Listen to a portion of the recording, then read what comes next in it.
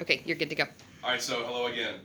Some of you may already be familiar with Powtoon. If you came to the building level PD that I did, you've experienced this, so you'll get to experience a little bit more. But I know a lot of you I didn't see there. So this is what it's called, Powtoon.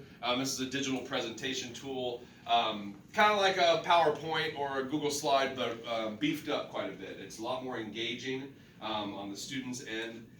Especially. So it can be presented two ways. A Powtoon can be a slideshow, like a PowerPoint or a Google Slide, or it can be put into what they call like a movie format, where it's a film and the kids just watch it and you don't click through the slides. So you have the option. What I put together here to start out with is a Powtoon, obviously. It's not a click and go, it's more of a movie presentation. And the idea here is to introduce it to you, show you what Powtoon does, and also at the same time give you a couple hints along the way. Should you go and want to use this in your own class, I'm throwing some hints in here, some instructional tools of what you should and shouldn't do, as well as you getting to see what Powtoon looks like.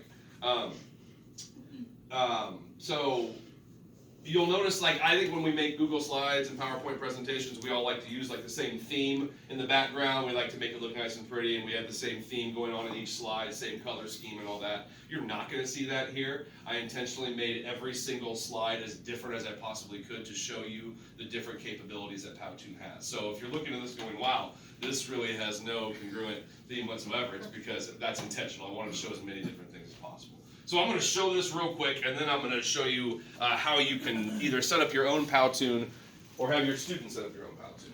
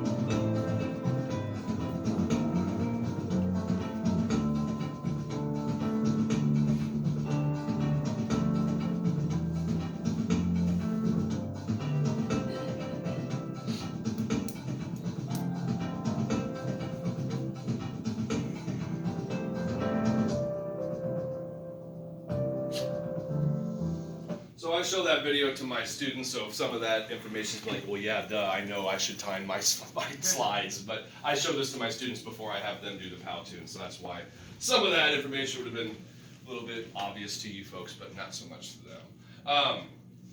I use this a couple different ways, and I've seen other teachers use it as well in different ways. I know one teacher, Mr. Goddard, uses this at the beginning of the year. So, like, I'm sure several of you, since we're English teachers, we have our students write us letters of introduction at the beginning of the year. Maybe, I know I do. And so what Mr. Goddard does is he actually has them create a Powtoon about themselves. and have them submit that to him instead. So that leads me to the point where Powtoon is kind of nice. It's not like Nearpod and some of these other things where all of the work is always on our end. We have to create it, and then we let it go, and the students get to use it. This is one where, yeah, it can be that, like I had to create this, and then you watched it, but you could also flip that and then have the students create these things, and show and use this to have them show learning. I have used this in group presentations. I've either had students, instead of having everybody submit a presentation, they could do a Powtoon. It also can be used for differentiation when it comes to group projects. That's how I first started using it. I have a group project every year where they have to present, and some kids love presenting and some kids are scared to death. And some kids have some needs maybe that restrict them from maybe presenting as well as others. And so I would strategically make groups of students, and I would always have that one group and that student and one student in that group that I knew was really going to have a hard time presenting for whatever reason. And I know it's good to have students present and get over their fears, and that's good practice for them, but honestly, if those kids are just absolutely scared to death and have no interest in ever speaking in front of people, they're probably not going to get a job in that anyways. And so let's go ahead and give them a different way to do this without being so uncomfortable, so that one kid in each group, I'm like, okay, you're the Powtoon presenter. So their portion of the presentation was Powtoon, and all they had to do is go to my computer and push play. And I had kids who I know had anxiety, had no problem going up to my computer and pushing play. So it can be used for a lot of different things there. I'm going to show you just a quick walkthrough of how to set one of these up. It's fairly simple. It does take a little bit of time because there's so many features. And the students, you'll be surprised if you could just learn the basics just to show them like how to log in and like get to a template and a couple things, they'll run with it. I've had my students, I wasn't an expert when I did this in my class. I played with it for about 3 hours, and I was like, okay, I'm going to roll this out. And we worked through some stuff together. They taught me some things, and by the time it was all said and done, their presentations were, some of them were way better than mine. I was asking like, how'd you do that? Like, that was in there? They're like, yeah, it's under this. I'm like, I see. So they really impressed me with what they can do. So don't underestimate how savvy they can be. If you can just get them going, they will run with it. It's one thing I like about Powtoon just from the get-go is it's super easy to log into because I don't have to fill in this stuff. I can just go ahead and go in with my Office 365 account that we all have, or you can also go in with Google, which we also all have. So you can pick your account and it's just going to sign me right in. So I automatically like sites like that. I know there are a lot of other sites do that, but a lot of sites don't. I think that's convenient.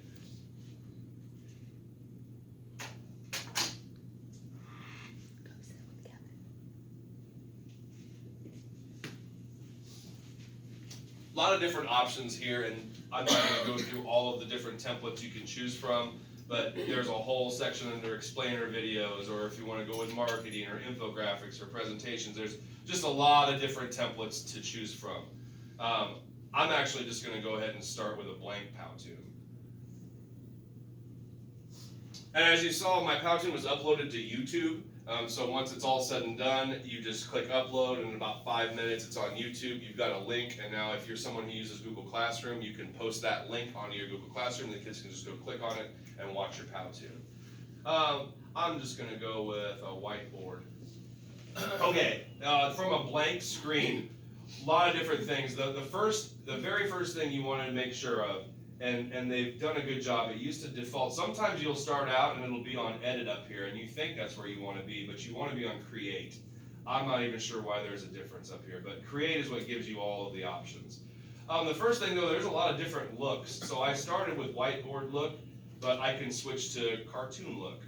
And let's say I want to put in an intro, and they have templates that I can just click on there, and now it's on there. If I want to insert my own pictures or logos, you'll notice like on my video that I showed you, I had a little computer pop up, and it had a YouTube or a Powtoon picture in there. That I had to do that, so a lot of things will allow you to insert your own pictures. And so like I said, there's a lot of different options here. I got to get off of this screen here. I'm over here. So images. I can go to my images. So if I have any images that I've uploaded to my own computer, I can then just reference them right here. So I uploaded a Powtoon picture, and I uploaded a YouTube picture, and I And that's how I did that. You click on it and all of a sudden it's in your screen. This is one thing that, when you see things over here, my intuition is, do I want to click and drag? But all you do is click on things and they appear. So I can go to characters. And here it tells me these people are free, and then everything that says pro, we don't want to use. I'm going to go to a new slide and just show you how to put a person on. So we go to characters, and here's a character. We click on him, and now he's on here. And then let's say I didn't like that look, and I want a different type of character. I can go back up here, and I can go to Modern Edge. And now we've got some people, oh, that's actually the same, sorry. Whiteboard. Now I've got these characters to work from. So I'll click on him, and now I've got him on here.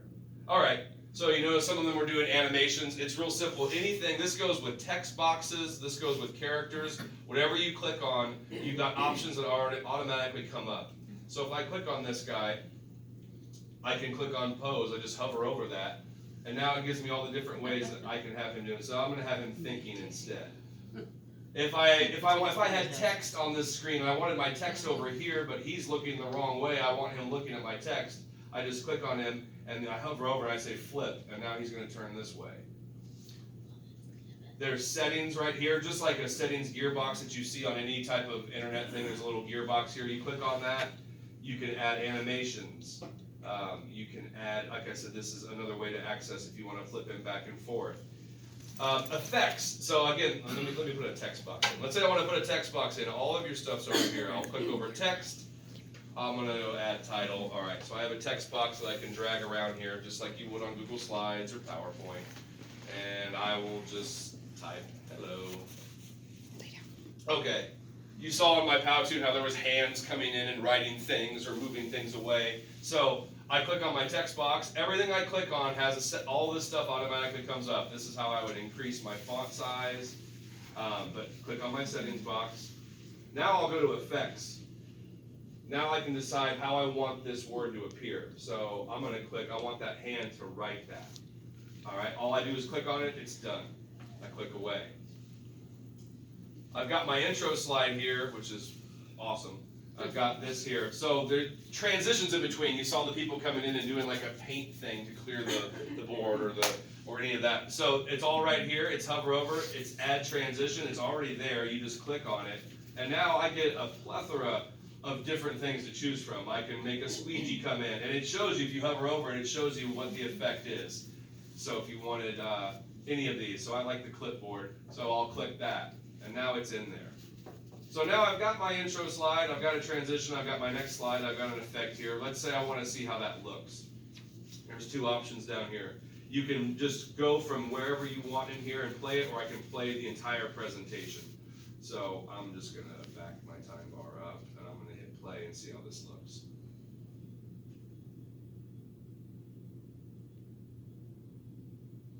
And then here comes the transition. Now here's my guys, and then that should write hello. That's all the stuff I selected. So you'll notice these things down here as you see the time bar going. This is how you change the timing of your slides. Everything you add up here will automatically pop up here on a little icon. So I can see here that this is my little character guy that comes in. Let's say I want him to come in later. I don't want him in at the very beginning. So I just click and drag him over to 5 seconds in. Now he's not going to come up for 5 seconds. Maybe I want this guy. I want him to come in at the same time as my other characters. So I'll click and I'll just drop him right on top of him. And now there's a couple lines there. It's telling me that I have multiple effects there. And if I hover over it, it shows me both of them. And I can select either one if I wanted to change that. And let's say I want that handwriting effect to come in a couple seconds after them. So I'll click and drag it right there. And now I want to see how that looks. So I'm just going to say play slide. Now I've got a whole bunch of blank space. These guys should come in at the same time. And I moved my writing to come in a little bit later.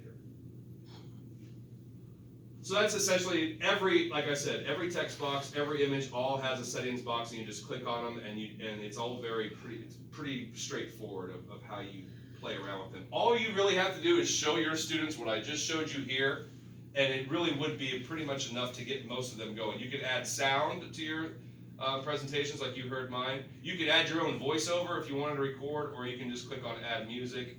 You can upload your own music, or you could search their free sounds here, which is what I did.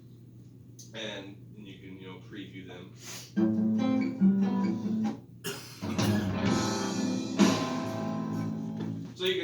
good feel of what you want to use.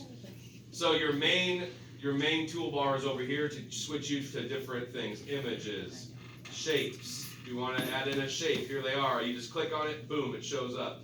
Click and drag it wherever you want, make it as big or as small as you want.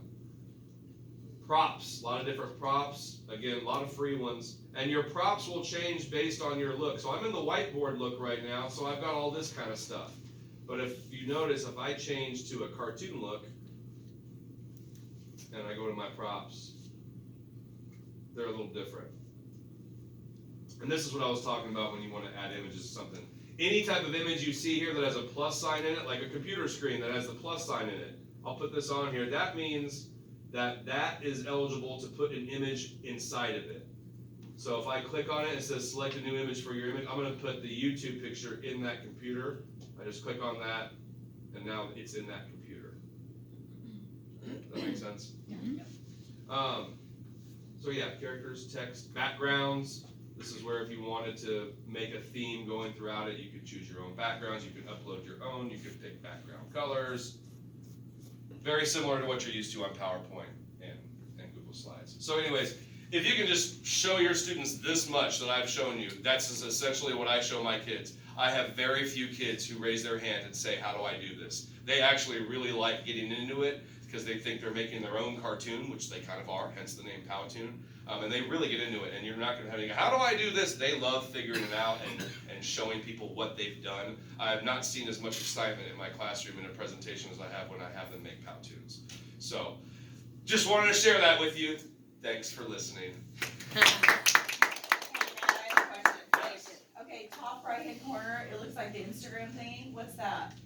Where are we? Right there. This? Yeah. Scenes. Oh, okay, thank you. So this is scenes. So if I go to a blank slide, now I click scenes. They have intros, they have specifics, they have situations. So like I want an office look. So now it's already ready for me, and I can just add text overlay here if I wanted, or if I want this is labeled pro, so I wouldn't want to use that one. The whiteboard scenes actually have a little bit more free ones. So choose a scene, specifics, image grid. Let me see, where am I trying to get to? There's another one, signing a contract. Let's see one more over here, scenes, industries. Most of those are pro, it looks like. You gotta, like I said, you gotta watch out. Here's a free one. So just different types of different scenes and scenarios. Sometimes it's a scene like you saw with a character in their anger. Sometimes it gives you a graphic like this that you could edit and make your own. So how are you tying this into your curriculum? So like, so for instance, when I do this for the group project, I do it with Jekyll and Hyde, and I have the groups, so I give them an option of 7 different topics of the Victorian era to research. And so they research, so for instance, they're researching Robert Louis Stevenson's life.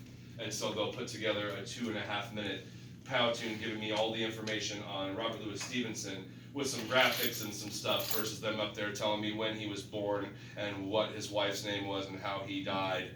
They give you that way. Or the plot of Jekyll and Hyde is another group's topic, and they go up there and they put together a Powtoon that basically gives us Jekyll and Hyde in about 2 minutes. So that's how I've done it. That and intros. Besides writing an intro letter, you can do an intro. Like here's who I am through a Powtoon. And it says, you said each one can be up to 3 minutes, right? Correct. It'll cap you at 3 minutes unless you're a pro member. Okay, and then how much time did you like for that Robert Louis Stevenson thing? How long did you give them to work on it? I will tell. Maybe this is an easier way to answer that. The video that you saw that I made you, that took me 3 hours. I was gonna say, it looks like it would take. That took me a solid 3 hours Okay. to make that. And They're that working was together. 2.5 minutes. And Okay. it took me about 3 hours. Can But they- I didn't have a whole lot more training on it than your kids had. Okay. So a lot of that was me figuring stuff out. But yeah. Can they collaborate, or do they have to use one computer? So it does not have the collaborating feature like Google Slides has, where they could. I wish it did, but it's an individual one. It has to be on one computer screen. Any other questions? Good question. It's very awesome, thank you. Thank you. They can help.